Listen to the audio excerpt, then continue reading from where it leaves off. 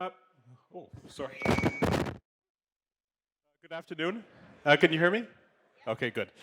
Sorry about that. Okay, so my name is Michael Sandler, and the topic of this presentation today is how to select a refrigeration lubricant. So, just to give you some background about who I am and the company, my name is Michael Sandler, and I am the technical director with Next Lubricants. We're a refrigeration lubricant manufacturer based in the Netherlands. Okay, so the presentation today is going to go over several topics. The first is going to introduce you to some basic properties of lubrication. Then we'll do a very quick review of the typical refrigeration base oils or chemistries. And then we'll go through a review of the lubricants based on the refrigerants. So, oh. So what are the key properties of a lubricant? What is a lubricant supposed to do? So the primary purpose of a lubricant is to reduce friction, to reduce wear, but a lubricant also seals. It also reduces heat as well. So there's multiple purposes that a lubricant has. And this is made even more complex in a refrigeration system. So how does a lubricant reduce wear? Well, wear occurs in a compressor because you have metal moving parts. And whenever there is metal on metal contact, you have friction and you have wear. So the lubricant is there to provide a separation, to keep those metal surfaces from coming into contact with each other. And key to that is the viscosity of the lubricant. So the thickness of the lubricant.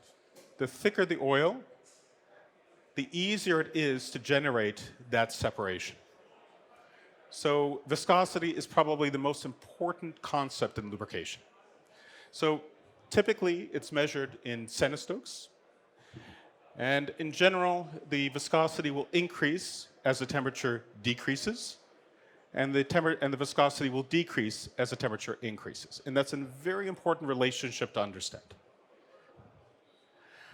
The amount that the viscosity changes with temperature, and that relationship is known as viscosity index. The higher the viscosity index, the slower the rate of change of viscosity with temperature. So ideally, this is one of the primary benefits to synthetic refrigeration lubricants, is the higher the viscosity index, the thinner the oil will be at lower temperatures, and the oil will be thicker at higher temperatures. So it will offer more protection at higher temperatures and better efficiency at lower temperatures. So pour point is another important concept in refrigeration lubricants. This is the lowest temperature at which an oil will flow. And in refrigeration lubricants, this is typically dependent on the base oil. We can modify that in some cases with pour point depressants. In mineral oils, the wax content is usually what controls the pour point of the oil.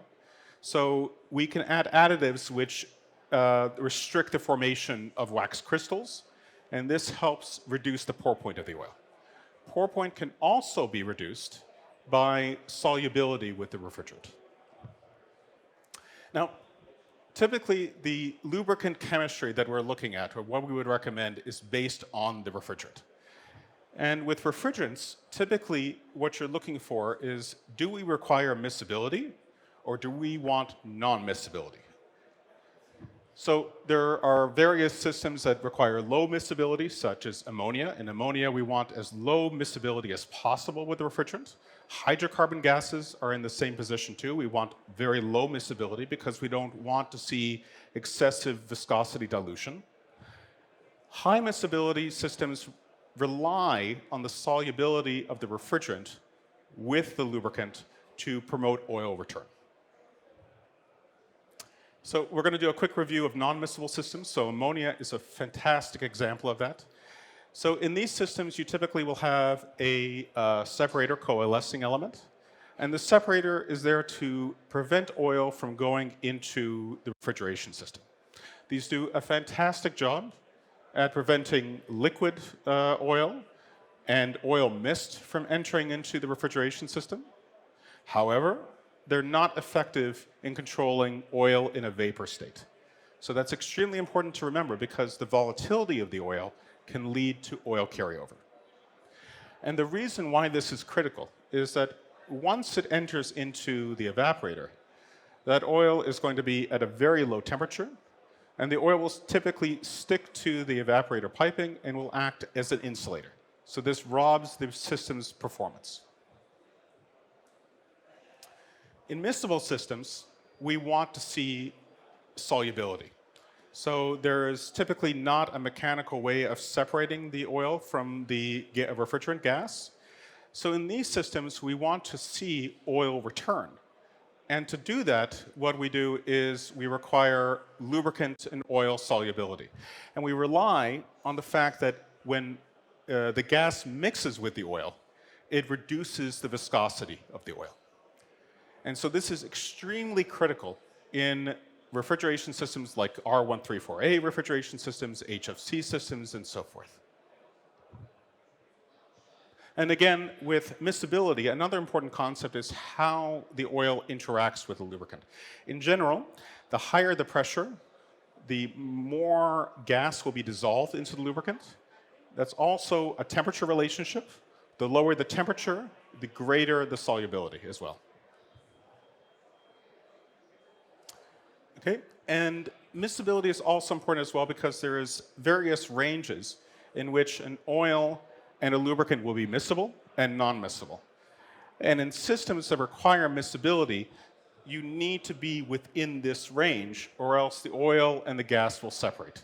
And in an evaporator, that's of course a problem. So we've gone over the basic concepts. So remember, the key concepts in refrigeration systems are viscosity, miscibility, and looking at the cold temperature properties of a lubricant. So there are multiple typical refrigeration base oils. So common ones are naphthenic base oils, two-stage hydrocrack, those are mineral oils, paraffinic mineral oils. PAOs, polyalpha olefins, alkobenzenes, polyesters, and polyalkylene glycols. And each of these base oils has different properties, different chemistries, different interactions with the refrigerant that make it suitable or in some cases not suitable for a particular application. So with base oils, one important concept for refrigeration systems is the viscosity index. And remember, this is the rate of change of viscosity with temperature. So the higher the viscosity index, the slower the rate of change of viscosity with temperature. So that's ideal in refrigeration systems. Two-stage hydrocracks have a relatively high viscosity index. It's better than the naphthenic technology that we used to use, and in some cases still use. PAOs and other synthetics typically have a much higher viscosity index. So with PAOs, this is why they're becoming more suitable for extreme low temperature applications because of their high viscosity index and very zero wax content. Okay, so volatility is also a big concern as well. So mineral oils and polyalpha olefins are very stable molecules. So at higher temperatures, you see the higher the temperature, the more gas the oil turns into a gaseous state. And that's a problem because when oil becomes a vapor, it becomes very difficult to contain within the compressor and separator. So in those situations, you will almost certainly see carryover. So the lower the volatility, the lower the oil carryover. And of course, seal compatibility is also a concern as well. This is typically controlled by the base oil. Polyalpha olefins, two-stage hydrocracks, all have a tendency to shrink seals, while esters and polyalkylene glycols, naphthenic, have a tendency to swell seals. So this is an important factor when you're considering, if you're ever considering switching from one lubricant chemistry to another. It's not only a question of how will the oil perform in the system, it's how will the seals react. Okay, so the questions to ask when you're looking for a refrigeration lubricant are the type of refrigerant. That's probably the most important. So the first thing that we always look for is what type of refrigerant are you using? Is miscibility required? What are the system dynamics? the type of compressor, and of course the operating temperature and conditions. So we'll go over right now the recommended lubricants by refrigerant type. We'll start off with ammonia. In ammonia, we want as low of a miscibility as possible, and we want to see very low oil carryover. So we want to prevent oil from escaping into the evaporator and the condenser. And we do that by ensuring very low volatility. But the first slide that I want to show you is one of the dangers of ammonia systems, polyol esters. So in all of these applications, there's some flexibility of what lubricant you can use. In ammonia, polyol esters create amides, and this leads to a significant problem in these systems. So in almost all cases, you never want to work with a POE oil in an ammonia system. And this is a problem in some cases, especially in CO2 systems, because you normally have sometimes you have a cascade system.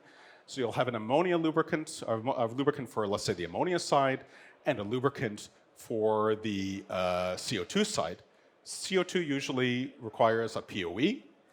And the ammonia side, if you accidentally add the POE oil to the ammonia system, you'll have this to deal with. And that's very, very problematic. It's the only way to get rid of this is typically to flush out the system with water. So in ammonia refrigeration systems, carryover is critical. And that's what we're always concerned about, is minimizing oil carryover. This can be accomplished by either using a very highly refined mineral oil or using a polyalpha olefin. Now, there are some polyalpha olefin blends, and in some cases they'll use alkylbenzenes. And this is done in many cases because if you remember back from the previous slides, we were talking about seal compatibility with PAOs, and PAOs have a tendency to shrink seals. Alkylbenzenes have a tendency to expand seals, so in these cases, the alkylbenzene acts as a seal stabilizer. The problem, however, is that leads to more oil carryover. Low temperature fluidity is also incredibly important as well, because we want to ensure that it's easy to collect the oil from the system or to return it directly to the compressor. So the thinner the oil is at low temperatures, the easier it will be to collect the oil from the system. In general, for ammonia refrigeration systems, we recommend either a mineral oil, a two-stage hydrocracked, or a PAO. And it's typically dependent on the temperature that you're operating at. However, more and more now, we're recommending polyalpha olefins. And the reason why is because in many cases, it allows for much more efficient oil collection, much more efficient oil return. And in some cases, you can collect the oil without going into a defrost cycle. Heat pumps. So this is an area that we're concentrating more and more. With heat pumps, it's again an ammonia refrigeration system, so we have all the fun factors of looking at carryover, looking at miscibility and solubility, but the pressures are much greater. So there is going to be more ammonia that solubilizes in the oil, and this is going to lead again to viscosity dilution. And the high pressures also have other effects as well. So we have to protect against wear, we have to protect against viscosity dilution. And in these situations, you typically, in ammonia refrigeration, the typical viscosity will be an ISO 68. In these systems, we typically look at a higher viscosity because we have to take that dilution into account. So in these systems, we typically work with 100 centistokes. The problem with that is that, and you can see here the effects of viscosity dilution. So you can see here that at, I believe this is at 90 degrees C, you can see how the viscosity reduces as the pressure increases. So we have to take that into account. And so that's why the viscosity of heat pump oils is greater. Cold temperature fluidity is also critical as well, because cold temperature fluidity, with a higher viscosity of the oils, there's a higher starting point. So that 100 centistoke oil is going to be much thicker than an ISO 68 at low temperatures. So In fact, in these situations, if there's, let's say, a chance of mixing or the oil in the heat pump side getting into the refrigeration side, we may have a cold temperature fluidity issue. So in these cases, polyolefins become a very strong candidate for these systems, because you can see here the cold temperature fluidity, even of an ISO 100 oil, is almost exactly the same as an ISO 68. So again, with heat pumps, the selection is the same, mineral oils and PAOs. Again, we like these because of the low volatility and relatively good cold temperature fluidity characteristics. BOEs, of course, are still not advised because it's ammonia. So we'll quickly go through CO2 refrigeration, HFC, and hydrocarbon. So CO2 systems typically operate in a cascade system, so you have to work with either with both the ammonia and CO2 systems. In these cases, a lot of OEMs typically recommend the use of a polyester. But PAGs are also available as well, and we'll go over some of the advantages of that in just 1 second. Again, high pressure, and what high pressure means is the higher the pressure, the more solubility that you have, and the greater the viscosity dilution. So again, we have to take that into account in every single situation. So again, we have two choices. We cannot use a two-stage hydrocracked or a PAO in a lot of these applications because, again, we need miscibility. So if we need miscibility, we can't choose a lubricant that has relatively low miscibility. So that's why polyalkylene glycols and polyesters are a good choice. PAGs are very interesting in that they have fantastic natural lubricity. We don't really have to add substantial amounts of anti-wear additives to the formulation. And they're also compatible with ammonia. So the chance of accidentally adding the wrong oil to the system is significantly less. Hydrocarbon refrigeration systems, so this is R290, butane, propane, and so forth. We want to have low solubility with the refrigerant because in these systems, viscosity dilution can be dramatic. If we use a mineral oil, you can see here that with petroleum oils, the solubility is significantly greater. And the greater the solubility, the more gas that solubilizes in the oil, the more that viscosity will decrease.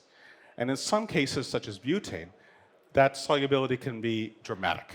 So polyalkylene glycols offer a great choice in these applications because they have a much reduced solubility or affinity with hydrocarbon gases.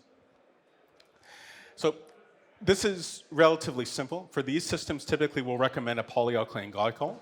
If you were coming in from the gas compression side, where the gas may not be as pure, where you have water contamination, then our recommendation typically will change.